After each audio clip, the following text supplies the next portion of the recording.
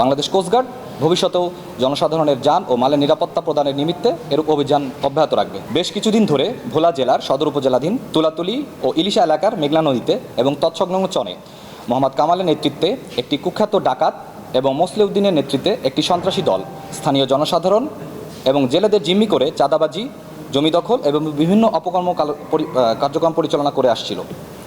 ভুক্তভোগী স্থানীয় জনসাধারণ কোস্টগার্ডের নিকট সাহায্যের আবেদন করলে কোস্টগার্ড উক্ত এলাকায় তাদের গোয়েন্দা তৎপরতা বৃদ্ধি করে। ফলশ্রুতিতে আজ 7 অক্টোবর সোমবার আনুমানিক রাত 12:30 হতে 3:30 পর্যন্ত বাংলাদেশ কোস্টগার্ড দক্ষিণ জোন অধীনস্থ বিসিজি বেস ভোলা কর্তৃক বাংলাদেশ কোস্টগার্ড এবং বাংলাদেশ পুলিশের সমন্বয়ে ভোলা জেলার সদর উপজেলাধীন দিগলদি ইউনিয়নের রাড়িবাড়ি এবং সদর উপজেলাধীন ইলিশা বাজার সংলগ্ন এলাকায় দুটি পৃথক অভিযান পরিচালনা করা হয়। অভিযানে উক্ত এলাকা হতে দুটি বাড়ি তল্লাশি করত, দুটি দেশি আগ্নেয়াস্ত্র, 7 রাউন্ড তাজা গোলা, বিপুল পরিমাণ দেশীয় অস্ত্র ও একটি মোবাইল সহ দুর্ধর্ষ কালা ডাকাত বাহিনীর সক্রিয় সদস্য মোহাম্মদ কামাল এবং কুখ্যাত সন্ত্রাসী মোসলেউদ্দিনকে আটক করা হয়। 50 বছরের ওয়ারেন্টি আর বাহারি ডিজাইনের মুস্তফা ইউপিভিসি ডোর, কাটিয়ে দিন নিশ্চিন্তে 50 বছর। Mustafa uPVC door, excellence with durability.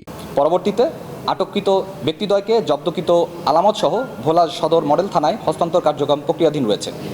Bangladesh coast guard ভবিষ্যতেও জনসাধারণের যান ও মালের নিরাপত্তা প্রদানের নিমিত্তে এরূপ অভিযান অব্যাহত রাখবে। ধন্যবাদ।